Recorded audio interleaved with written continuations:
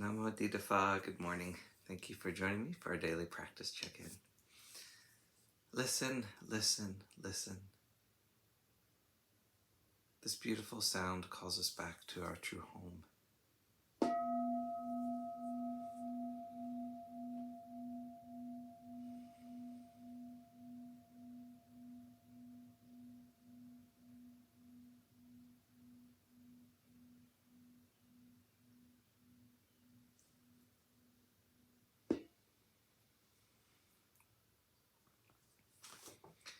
The second mindfulness training. Aware of the suffering caused by exploitation, social injustice, stealing, and oppression, I vow to cultivate loving kindness and learn ways to work for the well-being of people, animals, plants, and minerals. I will practice generosity by sharing my time, energy, and material resources with those who are in real need. I'm determined not to steal and not to possess anything that should belong to others.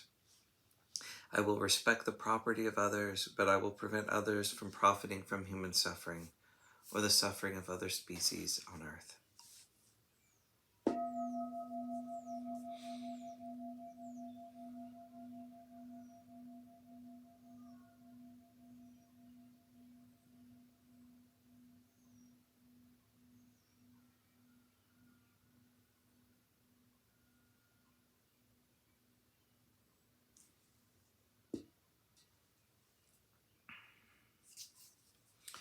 Our Dharma lesson today is on self-doubt by Ajahn Thiradhammo from Working with the Five Hindrances. Investigating self-doubt can be a very useful exercise. It can not only reveal some of our self-conditioned habits and attitudes, but may also allow an insightful perspective on the very nature of selfhood. Thus, it's very useful to become more aware of what the nature of one's self-doubt really is. As mentioned above, often relative self-doubts and existential ones become intermingled, so it's important to be able to distinguish them. Some degree of relative self-doubt can be released through recognizing old conditioned habits. Existential self-doubt can be resolved through a meditative investigation of the self-identity process, which is entering some quite primal territory. Once we are able to see just how the sense of a self is causally conditioned, all such unrealistic thoughts cease. As the Buddha said, I am is a conceiving. I am this is a conceiving. I will be is a conceiving. When the sage has gone beyond all conceivings, he is called at peace. The sage at peace is not born, does not age, is not agitated, is not obstructed.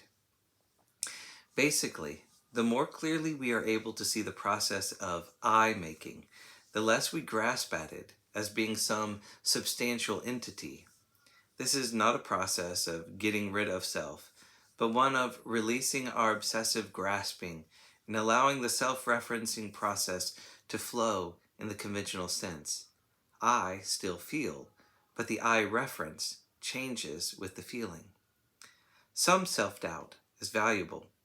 If you have doubt about whether you're benefiting from the practice, maybe you need to inquire, is this really working for me? Is this good for me? Is this useful for me? If we just have occasional glimpses of increased understanding, or there is no significant change in our behavior or attitude, perhaps it is worth reevaluating our practice.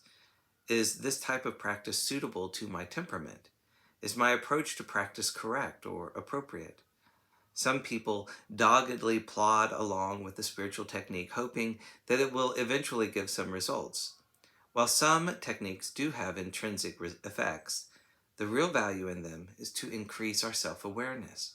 What is happening in body and mind? Am I getting caught in the spiritual success game, trying to perfect this technique with an increase in spiritual pride, stress, and fear of failure? Or am I able to explore the ego's activity spinning off from the challenges of pursuing the spiritual discipline?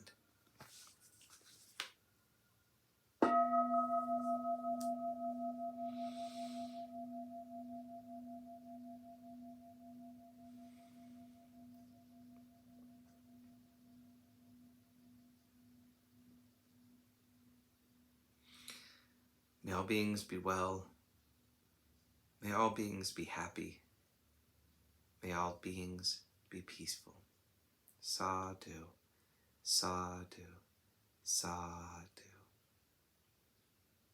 Thank you for joining me today.